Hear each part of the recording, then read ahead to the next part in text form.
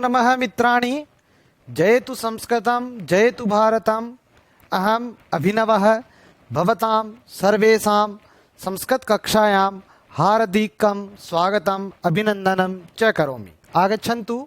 आइए, इससे पहले वाली कक्षाओं में हमने संधि के विषय में पढ़ा, जाना, संधि के प्रकार के बारे में जाना कि स्वर संधि, व्यंजन संधि और विसर्ग संधि 3 प्रकार की होती है।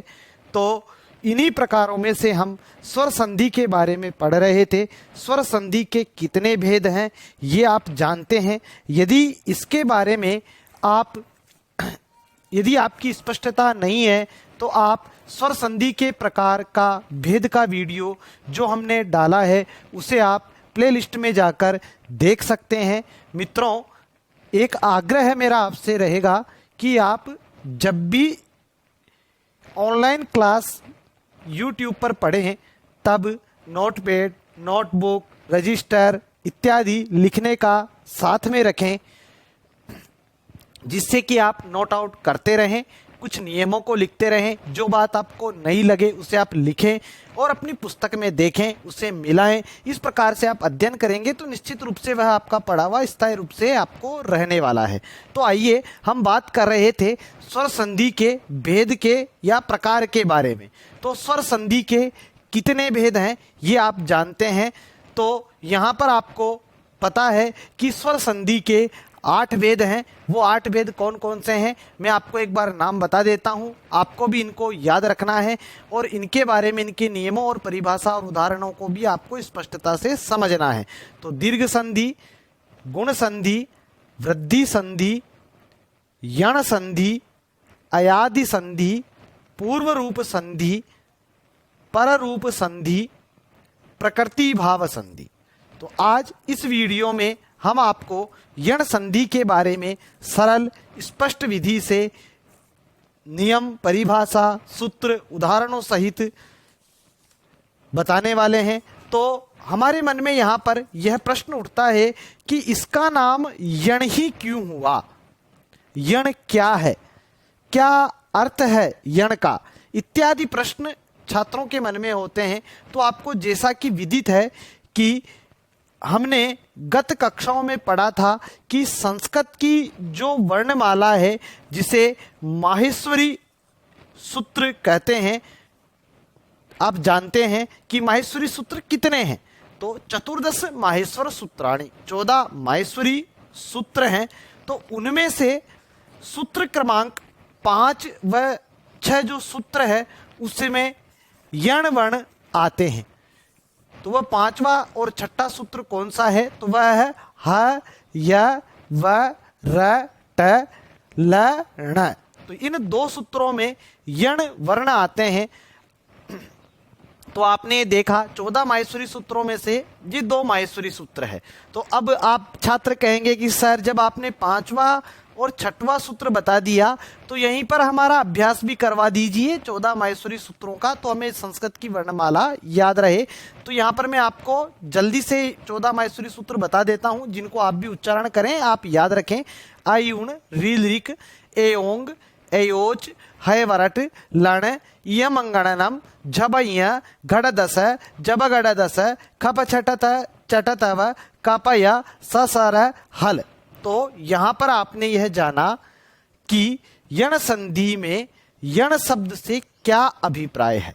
यण एक प्रत्याहार है जिसमें य, व, र, ल ये 4 वर्ण आते हैं, जिसके आधार पर ही इस संधि का नाम यण संधि रखा गया। व्याकरण के मुनियों ने इसका नाम यण संधि रखा। अब हमारे मन में यह जिज्ञासा होती है कि ये जो 4 वर्ण बताए हैं यण प्रत्याहार में य, व, र, ल, ये किसके स्थान पर आने वाले हैं, किस कंडीशन परिवर्तन पर ये वर्ण आएंगे? क्योंकि जब हमने संधि की परिभाषा जानी थी तो संधि की परिभाषा में हमने जाना था कि 2 वर्णों के परस्पर निकट आने पर जो वर्णों में परिवर्तन होता है, जो विकार आता है या जो नया वर्ण आता है या उस वर्ण में जो विकार आता है उसे हम संधि कहते हैं।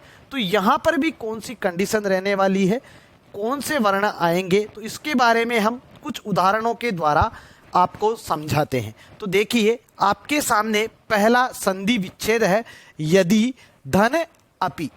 तो अब यहाँ पर आप देखेंगे कि प्रथम पद का जो अंतिम स्वर है वह ई और द्वितीय पद का जो प्रथम स्वर है वह अ। तो यहाँ पर आप देखेंगे कि ई और जब हम इसका संधि मिलाएंगे तो हमारा रूप पद बनेगा यद्यपि। तो यहाँ पर आप देखेंगे कि ई के स्थान पर यह आ जाएगा। जो प्रथम पद का अंतिम वर्ण है ई, स्वर है, अंतिम स्वर जो है ई, इसके स्थान पर यह आ जाएगा, यानी ई को यहां से हटा दिया जाएगा और यह शब्द यहां पर रख दिया जाएगा और रूप बनेगा हमारा यद्यपि। इसी प्रकार हम दूसरा उदाहरण यहां पर देखते हैं कि हमारे सामने शब्द है यहां पर कि मधु धन अरि। तो यहां पर हम देखेंगे मधु धन अरि, मधवरी इसका संधि पद बनता है। तो अब हम यहां पर देखेंगे कि यहां पर एक नया वर्ण आया है। तो यहां पर हम देखेंगे मधु धन उ, यानी मधु का जो अंतिम पद है वह है उ, अंतिम स्वर है उ। तो और प्रथम पद, द्वितीय पद का जो प्रथम पद वर्ण है वह है अ। तो यहां पर हम देखेंगे कि जो प्रथम पद का अंतिम जो स्वर है इक के जो वर्ण है, उ जो वर्ण है, इसके स्थान पर हमारा यण का द्वितीय वर्ण आएगा, वह होगा व। तो यहाँ पर रूप बनेगा मधवरी। इसी प्रकार हम तीसरा देख सकते हैं। तीसरा आपके सामने है उदाहरण धात्र प्लस अंशः। तो यहाँ पर देखेंगे प्रथम पद का जो अंतिम स्वर है वह है री और द्वितीय पद का जो प्रथम पद है वह है अ।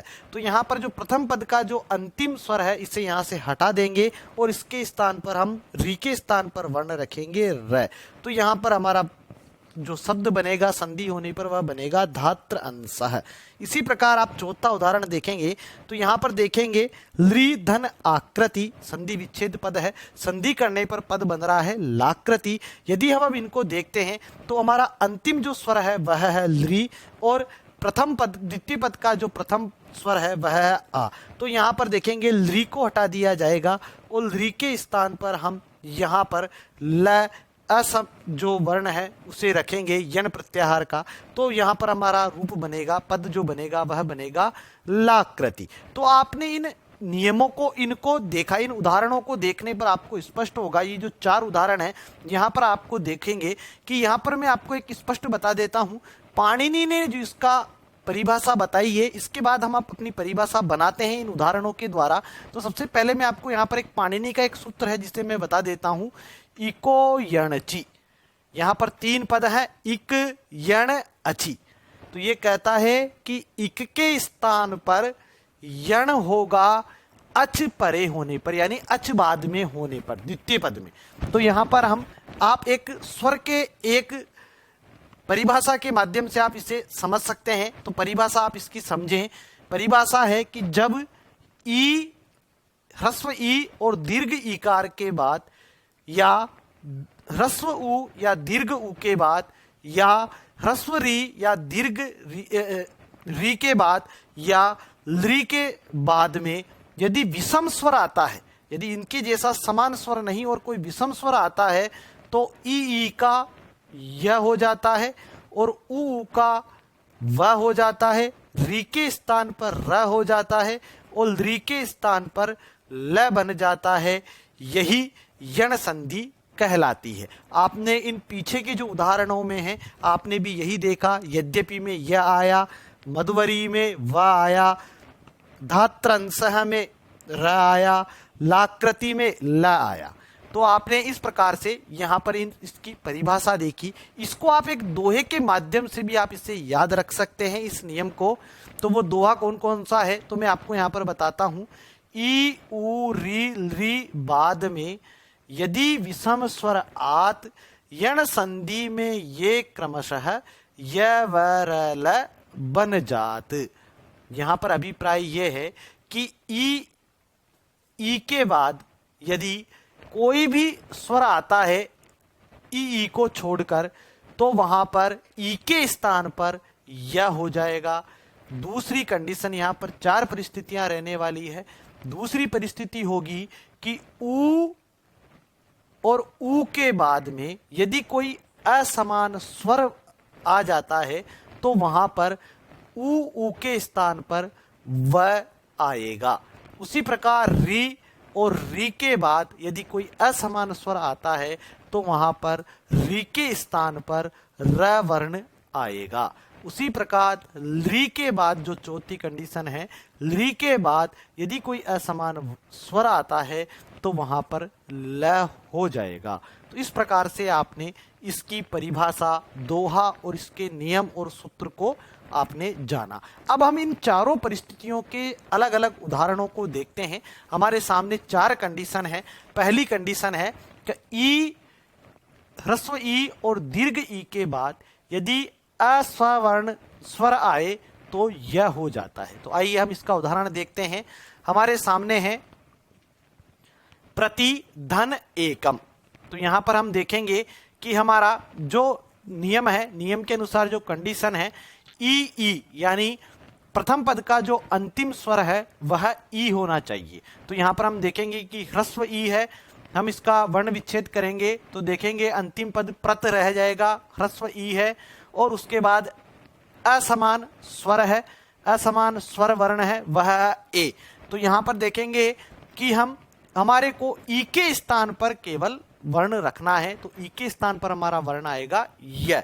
तो यहां पर हम देखेंगे प्रत धन य धन एकम प्रत्येकम। दूसरा उदाहरण हम यहां पर देखेंगे नदी धन अत्र। तो यहां पर आप देखेंगे कि जो प्रथम पद का अंतिम स्वर है वह है दीर्घ ईकारांत, और उसके बाद जो द्वितीय पद का प्रथम स्वर है वह है अ, यानी यह असमान स्वर वर्ण है। तो यहाँ पर हमारी जो पहली कंडीशन है, वो जो शर्त है वह पूरी हो रही है। तो यहाँ पर हम दीर्घ ईकारांत को यहाँ से हटा देंगे और इसके स्थान पर ई के स्थान पर हम यण प्रत्याहार का यह वर्ण यहाँ पर रख देंगे। तो देखेंगे नद धन य धन अत्र, मिलाने पर पद बनेगा नद्यत्र। इसी प्रकार हम दूसरी परिस्थिति हमारी देखेंगे कि ऊ, ह्रस्व ऊ और दीर्घ ऊ के बाद यदि असवर्ण स्वर आता है तो यहाँ पर व हो जाएगा। तो वो किस प्रकार से होगा, आप देखेंगे कि ऊ या ऊ के बाद कोई भी ऊ को छोड़कर कोई भी स्वर आ जाता है तो उसके स्थान पर, यानी ऊ के स्थान पर प्रथम पद के अंतिम स्वर के स्थान पर नया वर्ण आ जाएगा, वह होगा व। तो यहां पर हम उदाहरण के द्वारा स्पष्ट करते हैं। हमारे पास संधि विच्छेद पद है, वह है मनु धन अंतरम। तो यहां पर देखेंगे कि नियम के अनुसार हमारे पास जो प्रथम पद का अंतिम स्वर है वह है ऊ, उसके बाद हमारे द्वितीय पद का जो प्रथम स्वर है वह ऊ से अलग है, समान नहीं है, तो अ है। तो यहाँ पर हम देखेंगे कि ऊ के स्थान पर हमारे को व रखना है। हम इसका वर्ण विच्छेद करेंगे, ऊ को हम यहाँ से हटाएंगे तो मन धन, फिर नया वर्ण जो हमारा आने वाला है व, फिर अनंतरम। तो मन प्लस व प्लस अनंतरम मनवंतरम। तो इस प्रकार से आपको यह दूसरा उदाहरण स्पष्ट हुआ। इसमें आप एक और उदाहरण देख सकते हैं। जैसे देखिए यहाँ पर अब मैं आपको दीर्घ उकारांत का उदाहरण बताता हूँ। वधु धन आगमनम। तो यहाँ पर देखेंगे प्रथम पद का जो अंतिम स्वर है वह है ऊ, दीर्घ उकारांत, और उसके बाद असमान स्वर है वह है आ। तो फिर उसके बाद हम यहाँ पर देखेंगे यदि हम ऊ कारांत को यहाँ से हटा देते हैं तो हमारे पास पद बनेगा वध, और हमारा जो नया वर्ण आना है ऊ के स्थान पर वह होगा व, उसे हम लिख देंगे और लिखेंगे आगमनम। तो यहाँ पर हमारा इसको वर्ण मिलाने पर पद बनेगा वधवागमनम। तो यहाँ पर आपने देखा कि ऊ के स्थान पर व हुआ और ऊ के स्थान पर व हुआ।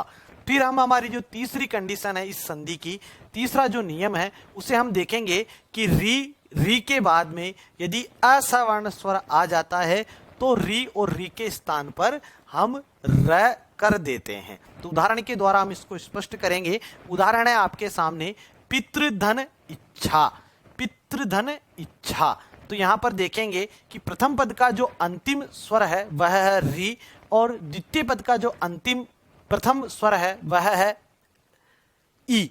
तो यहाँ पर आप देखेंगे कि री और ई समान नहीं है, तो हमारी कंडीशन बिल्कुल सही हो रही है। तो यहाँ पर हम देखेंगे कि प्रथम पद का जो अंतिम स्वर है री, इसे हम हटा देंगे तो हमारे पास पद रहेगा पित, और नया वर्ण जिसे हम लाना है उसे हम रखेंगे तो वह है र, और उसके बाद है इच्छा। इनको मिलाने पर बनेगा पितृ इच्छा। इसी प्रकार हम हमारी चौथी परिस्थिति यदि हम देखते हैं तो चौथा हमारा नियम है री प्लस असवर्ण स्वर हो तो उसके स्थान पर ल हो जाता है। तो यहाँ पर आप देखेंगे कि उदाहरण के द्वारा हम आपको स्पष्ट करते हैं तो देखेंगे घस्ल प्लस आदेश। तो यहाँ पर देखेंगे कि हम प्रथम पद का जो अंतिम स्वर है वह है री, और यहाँ पर द्वितीय पद का जो प्रथम वर्ण है वह है आ। तो यहाँ पर असमान स्वर है, तो हमारी ये कंडीशन यहाँ पर हो रही है पूरी। तो हम इसे देखेंगे तो यहाँ पर हम री को यहाँ से हटा देंगे तो हमारे पास पद बचेगा घस, और री के स्थान पर हमें जो वर्ण लाना है उसे हम लिख देंगे तो वो हो जाएगा ल, और फिर द्वितीय पद को ऐसे का ऐसा ही हम यहाँ पर रख देंगे आदेश है। तो हमारे पास तीन अलग अलग वर्ण पद हुए, घस प्लस ल प्लस आदेश है। तब हम इनको मिलाएंगे तो पद बनेगा घसला आदेश है। इस प्रकार से यहाँ पर इस यण संधि में ये चार परिस्थितियां रहती हैं। इन चारों परिस्थितियों के आधार पर ही आपको यहाँ पर ये संधि करनी है। यहाँ पर इक का अभिप्राय है, इक में चार वर्ण आते हैं। कौन कौन से आते हैं? वह ई, उ, री और लृ। इसी प्रकार यण में चार वर्ण आते हैं, वह य, व, र, ल, और अच, अच का मतलब है स्वर। तो अभिप्राय सीधा हो गया कि इक के स्थान पर यण होगा कब? जब यहाँ पर असमान स्वर होगा, अच होंगे। तो इस प्रकार से आज आपने इस यण संधि के बारे में जाना। इस आगे वाले वीडियो में हम फिर अन्य संधियों के बारे में, अयादि संधि के बारे में पढ़ेंगे। तब तक के लिए जय तु संस्कृतम, जय तु भारतम, भारत माता की जय, वंदे मातरम।